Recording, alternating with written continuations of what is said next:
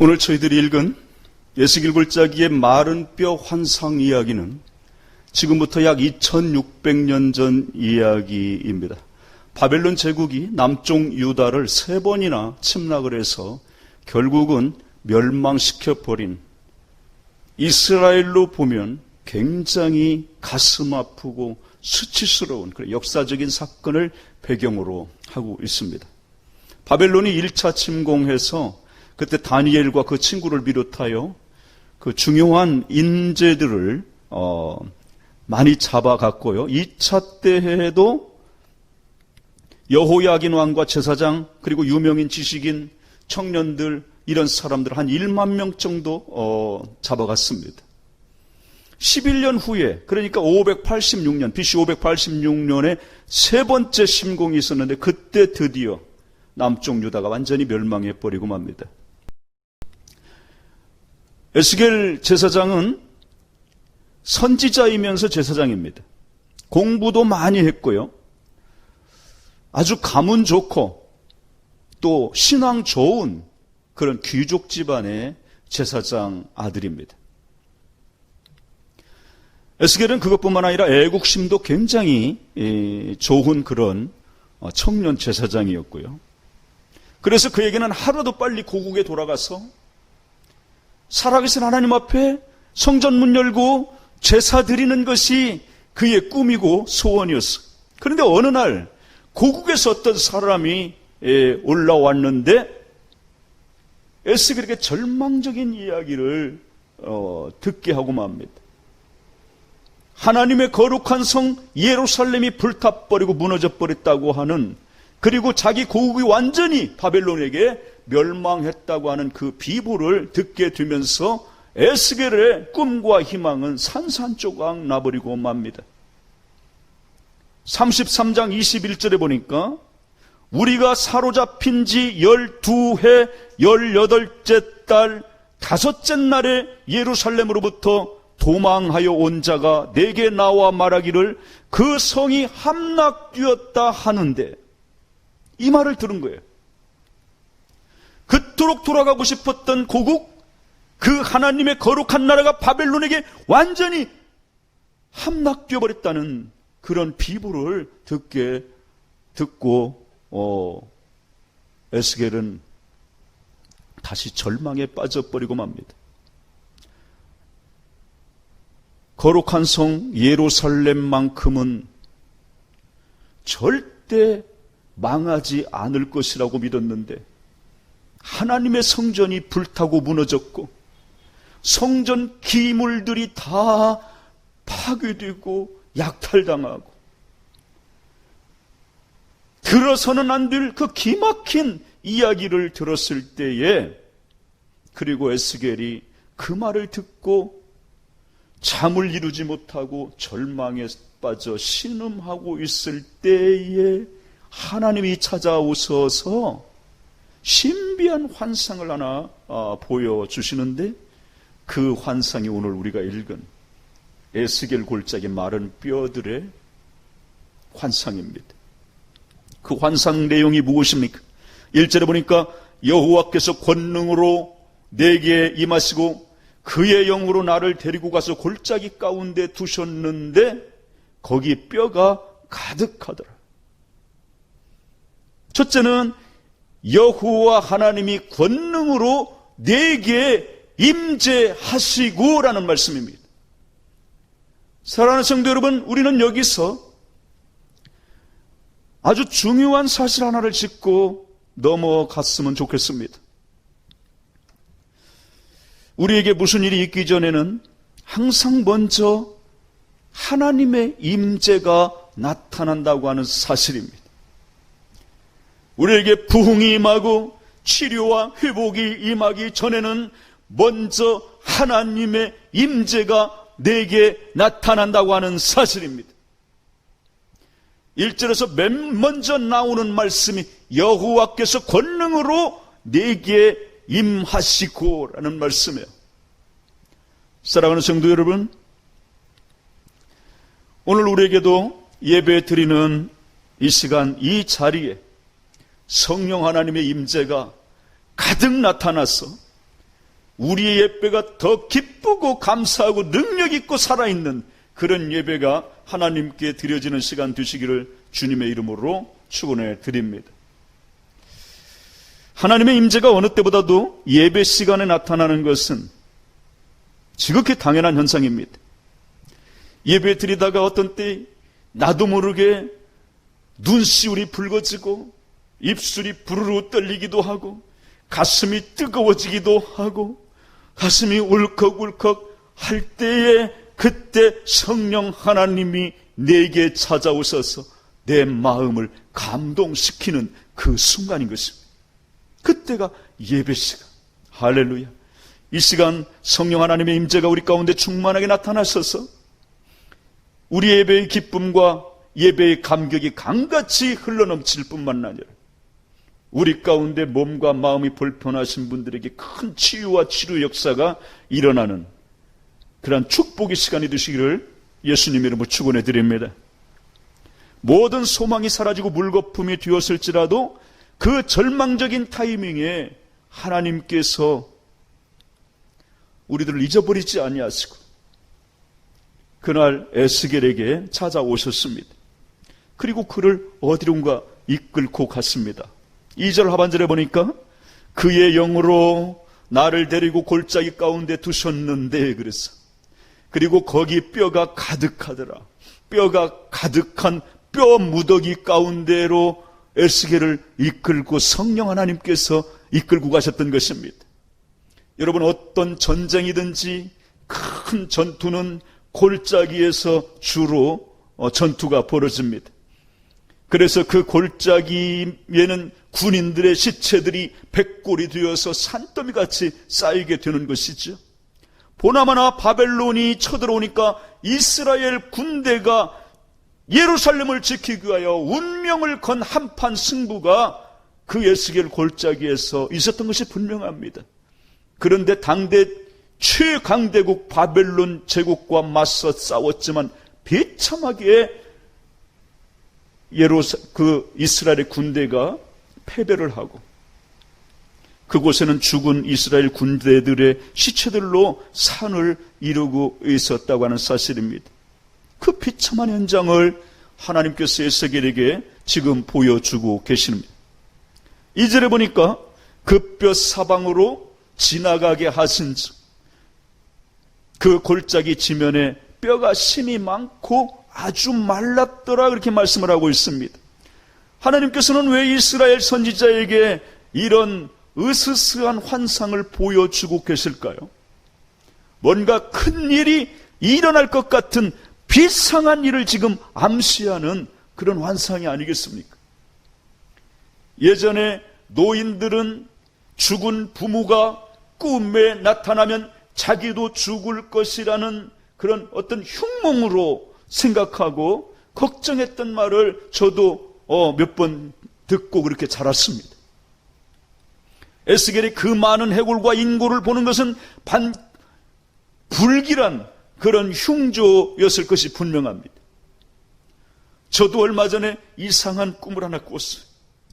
제가 꿈속에서라도 그토록 보고 싶어 했던 어머님이 꿈속에 나타나신 거예요.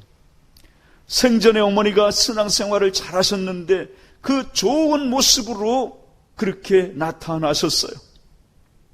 그런데 어머니가 양을 한 마리 끌고 오셨어요. 내가 살던 어릴 적 그 집 그 토방에 어머님이 양을 끌고 올라오셔서 하시는 말씀이 이 양은 앞으로 27일간 우리가 데리고 있다가 그때 우리 식구가 다 먹을 양이다 그렇게 말씀하세요. 그래서 제가 그날 아침에 일어나서 날짜를 한번 앞으로 세어봤어요. 27이면 도대체 몇 월 며칠인 거야? 하고 이렇게 찾아보는데 7월 10일이에요. 저는 그 순간에 얼마나 놀랐는지 기절할 뻔했습니다.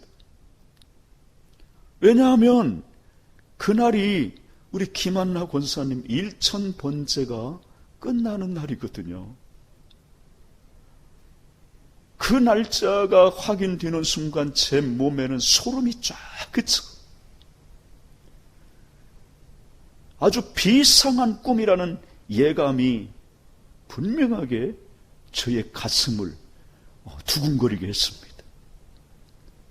그런데 정신 차리고 이게 무슨 뜻이지 하고 바짝 긴장하며 해몽을 하고 있는데 제가 순간적으로 착각을 했어요.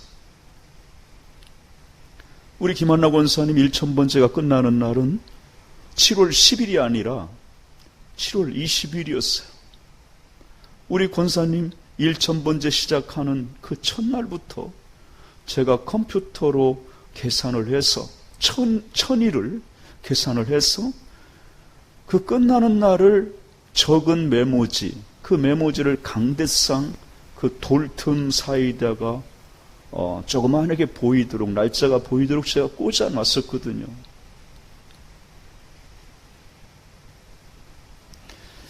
그런데 제가 그것을 착각을 하고 7월 10일인 줄 알고 그렇게 놀랬던 거예요. 다행히 10일간의 그런 차이가 있었지만 김한나 권사님이 드렸던 1000번의 특별 감사 행진과 이 꿈이 무슨 연관성이 있겠지 하는 그런 생각이 들었고, 이건 아주 좋은 그런 길조와 같은 그런 꿈이다라는 그런 생각을 제가 개인적으로 하게 되었습니다. 그리고 제가 꿈속에서 보고 싶었던 어머니를 본 것이 너무 좋았고요. 또 그 끌고 온 짐승이 개나 다른 것이 아니라 양이었기 때문에 제가 기분이 좋았어요. 그 27일의 기간이 무엇을 의미하는지는 모르지만 그 날짜도 저에게는 매우 기대가 되고 흥분이 되는 그런 꿈이 분명합니다. 그럼 에스겔이 본 이 뼈무덤 환상은 무엇을 암시하는 것일까요? 이게 과연 행운일까요? 어떤 불길한 환상일까요? 아마 해골 꿈을 꾸고 아침에 기분 좋을 사람은 아무도 없을 것입니다. 맞아요. 하나님께서 만약 저에게 그 환상을 보여주셨다면 보나마나 저는 이렇게 해몽했을 거예요. 겐반석, 너 이제 죽을 것이다. 끝장났다. 그렇게 꿈을 해석했을 테고, 또 이렇게 비상한 꿈을 보여주시는 것은 저에게 어떤 큰 숨겨진 죄가 있어서 김반석, 너 회개해야 살아. 너의 지금 실상이 이 마른 해골과 뼈다구 같아. 회개해라. 그런 경고의 말씀으로 저는 그렇게 해석을 했을 거예요. 맞아요. 에스겔 환상. 에스겔이 그렇게 들어가고 싶었던 자기의 고국, 그 하나님의 성전 예루살렘, 그 상태를 보여주시는 환상인데 너희 나라는 끝장난 거야. 절대 살아날 수 없어. 이걸 지금 하나님이 보여주시려고 그 뼈 무더기를 보여주고 계시는 거예요. 2절 끝에 보니까 아주 말랐더라. 아주 말랐더라. 이건 회복이 불가능한 것을 강조하기 위해서, 절대 살아날 수 없다는 걸 강조하기 위해서 아주 말랐더라. 그렇게 성경은 기록하고 있는 것입니다. 그때 하나님께서 에스겔에게 물어봅니다. 인자야, 에스겔아, 그런 말이죠. 이 뼈들이 살아나겠느냐? 아무리 에스겔이 믿음이 좋다고 해도 이 뼈무더기를 보면서 아멘 할 수 있었을까요? 40도 50도 나가는 그 뜨거운 열사의 사막에서 오랜 세월 동안 나들었던 그 뼈다구들이 과연 살아날 수 있겠느냐고요. 천하의 에스겔이라도 예, 살아납니다 라고 말하기가 굉장히 어려웠을 거예요. 그래서 에스겔이 어물어물 대답합니다. 주 여호와여 주께서 하시나이다. 에스겔이 솔직하게 하나님 아무리 그래도 그렇지 이 마른 뼈들이 어떻게 살아나겠어요 하고 그렇게 말하고 싶은데 차마 그렇게는 말을 못하고 저는 잘 모르겠습니다. 그것이 살고 못 살고 하는 것은 하나님만 아십니다. 그렇게 대답을 했어요. 그때 하나님이 또 말씀하시죠.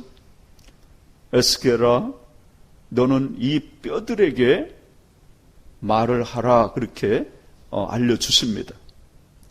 무슨 말이에요? 대략 세 가지인데 첫째는 4절에 보니까 뼈들아 여호와의 말씀을 들을지어다 라고 선포하라고 하셨고, 두 번째는 5절에 나오는데 내가 생기를 너희에게 들어가게 하리라 너희가 살아나리라 그렇게 말씀하라 하셨고, 셋째는 6절 끝에 내가 여호와인 줄을 너희가 알리라고 그렇게 선포하라고 가르쳐 주십니다.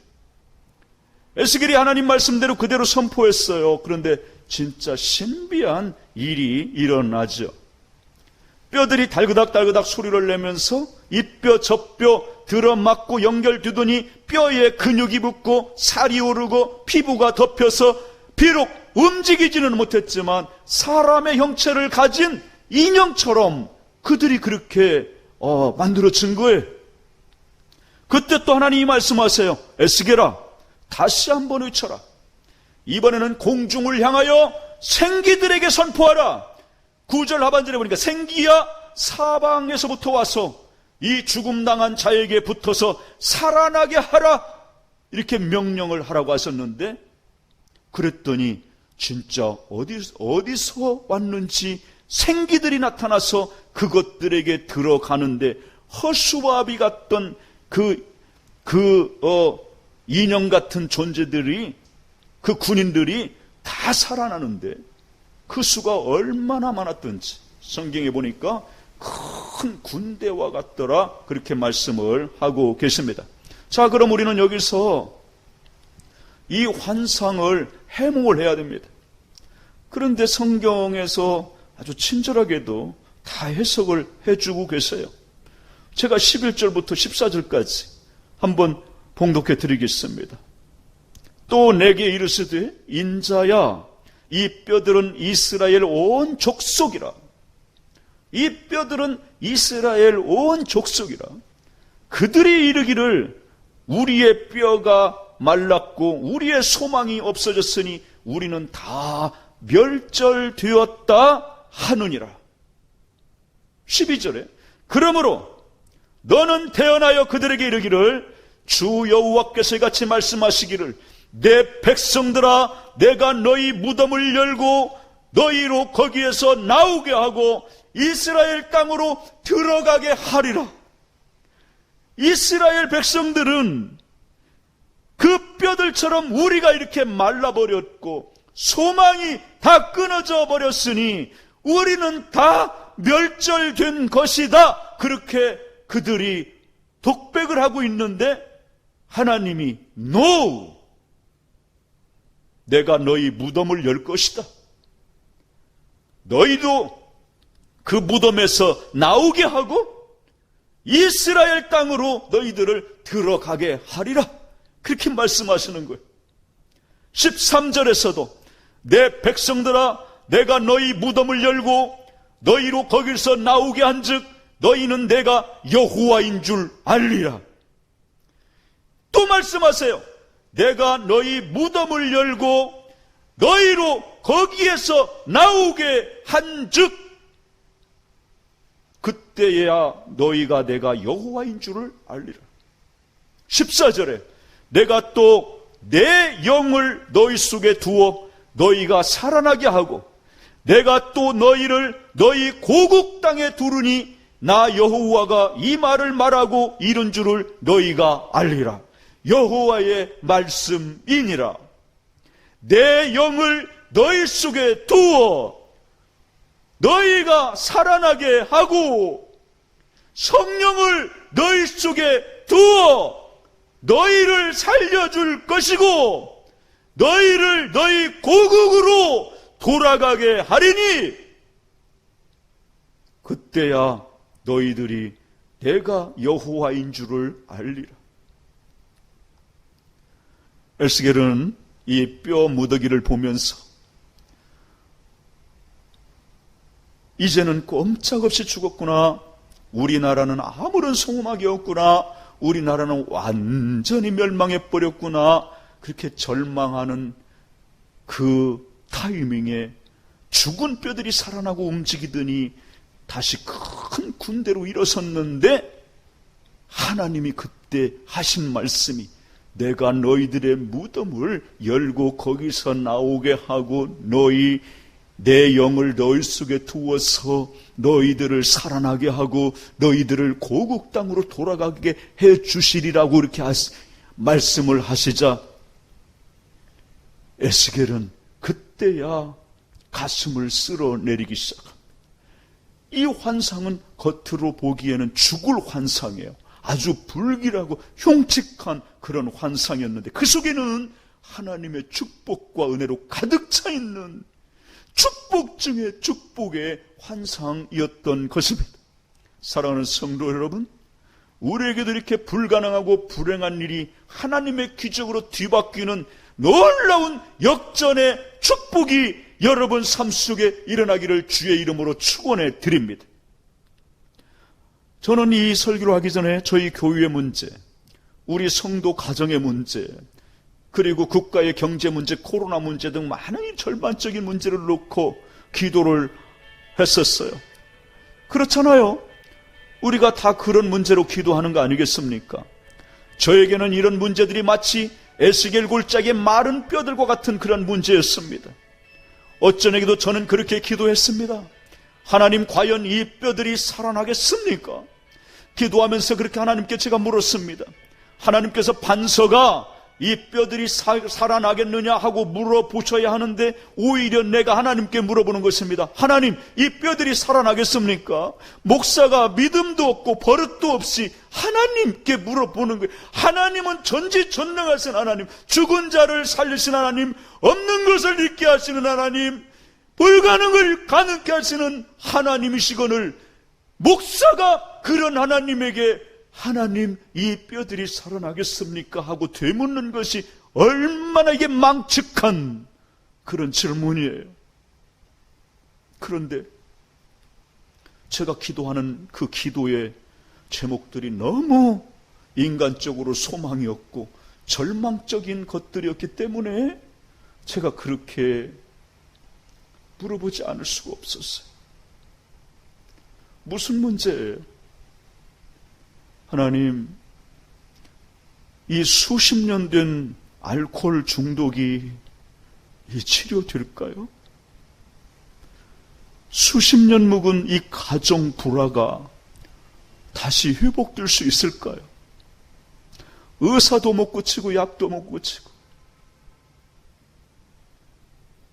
아무도 고칠 수 없는 이 불치병, 난치병이 치료될 수 있을까요? 힘써도 안 되고 울어도 안 되고 별의별 방법을 다 써도 안 되는 이 고질적인 문제들이 과연 해결될 수 있겠습니까? 심지어는 이런 기도도 했어요.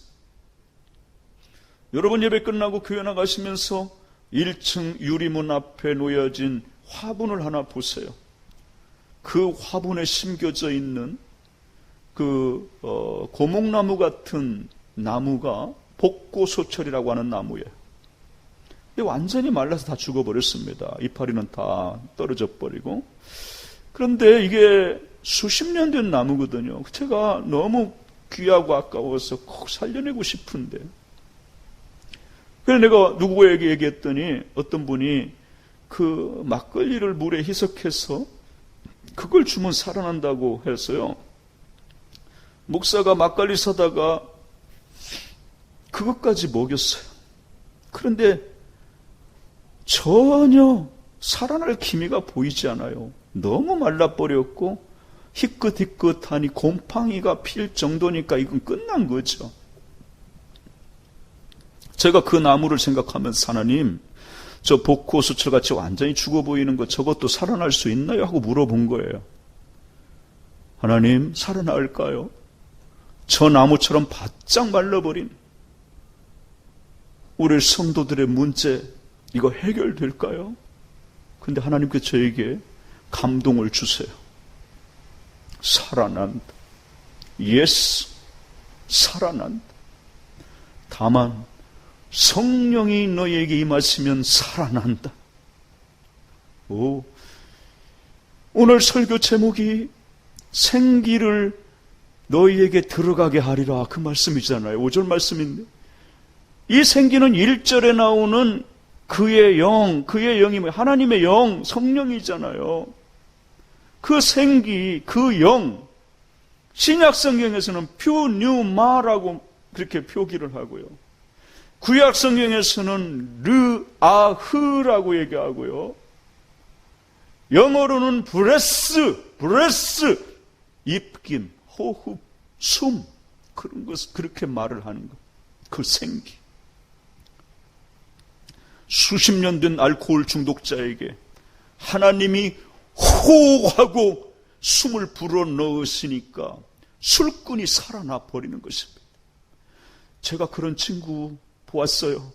갑자기 술이 싫어지고 술 냄새만 맡으면 토하는데 아무것도 먹은 것이 없는데 밤새 토하는 거예요. 창자가 기어 나올 정도로 토하고 나더니 그 다음 날부터는 술 먹는 것을 보지도 못하고 술집 근처를 지나가지 않으려고 멀리 돌아다니는 그런 형제를 제가 알고 있거든요. 숨입니다. 성령의 숨입니다. 이것이 생기입니다. 아담을 흙으로 만드실 때 그 코에 불어넣으셨던 그 르하흐, 하나님의 생기. 지난 금요일 저녁에는 우리 교회에 특별히 오래된 질병으로 힘들어하는 형제를 위해서 제가 기도를 했어요. 하나님, 이 형제가 살아나겠습니까? 하나님이 감동을 주세요. 예스, 살아난다. 성령이 임하면 살아난다. 하나님, 사랑이 끊어지고 정이 날 대로 나버리고 불화가 창궐한 그 무덤 같은 그 가정이 회복될 수 있겠습니까? 예스.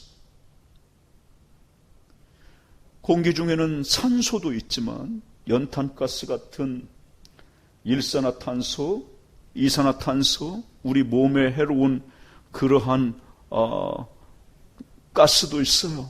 그런데요, 그런 것만 있는 게 아니라 지금 우리가 있는 이 예배당 공기 중에, 여러분 가정에 꽉 차 있는 그 공기 중에 하나님의 생기가 있다라는 건 여러분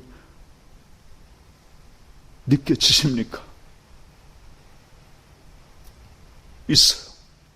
중요한 것은 누가 그 생기를 향하여 생기야, 이 마른 뼈들에게 들어가라고 선포하고 믿음으로 선언할 수 있는 믿음의 사람이 있느냐 없느냐 하는 것.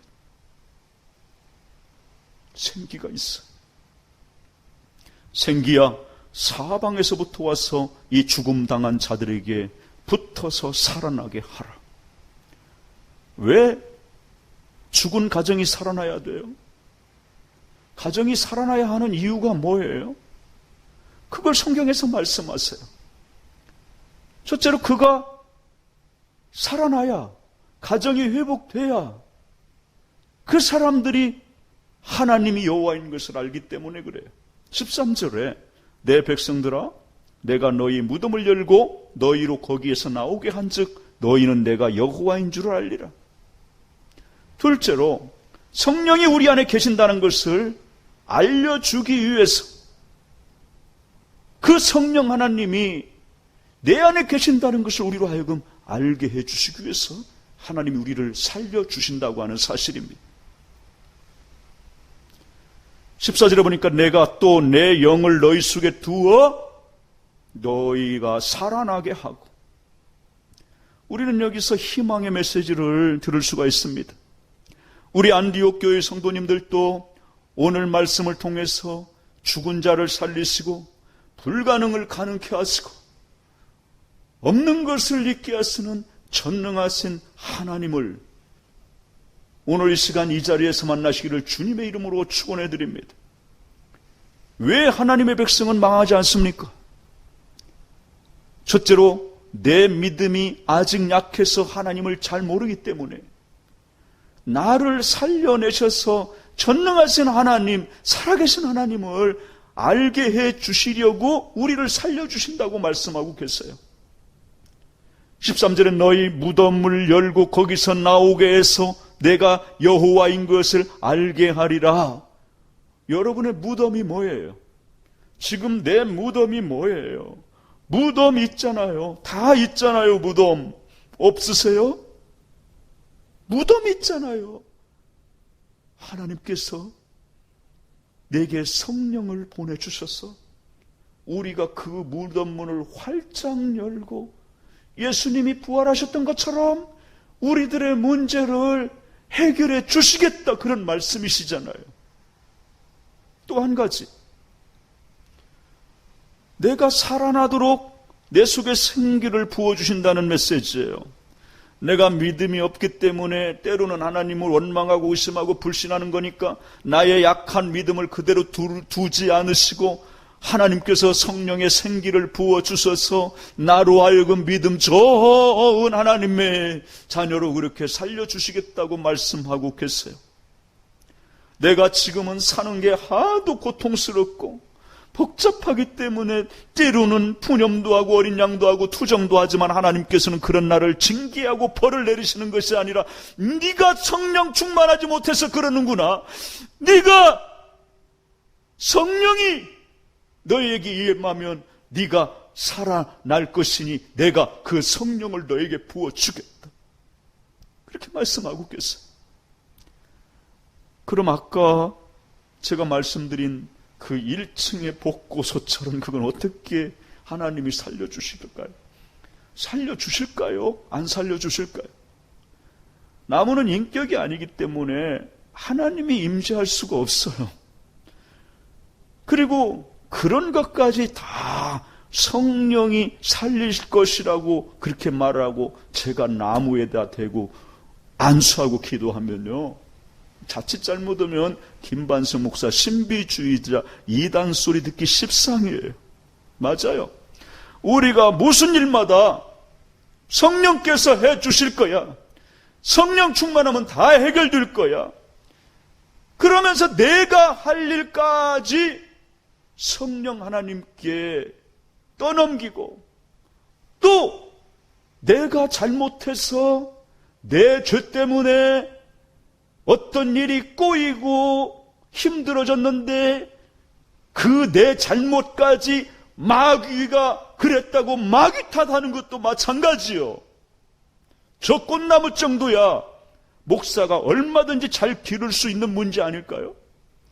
내가 게을러서 물을 안 주면 죽을 것이고, 물 잘 주고 화분이 크고 무겁지만 햇볕으로 데리고 가서 빛도 쬐어주고 바람 통풍도 시켜주고 그러면 얼마나 제가 좋아하고 잘 살겠어요.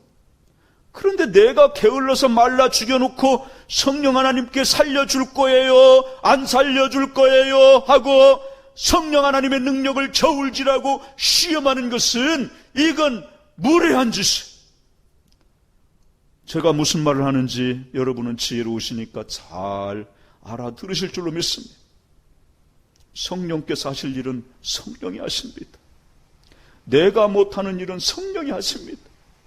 그러나 내가 할 수 있는 일은 내가 입술을 깨물면서 허벅지를 꼬집으면서 내가 절제하고 인내하고 내 할 일은 내가 하는 그런 책임 있는 성실한 부지런한 그러한 성도들이 되어야 할 줄로 믿습니다.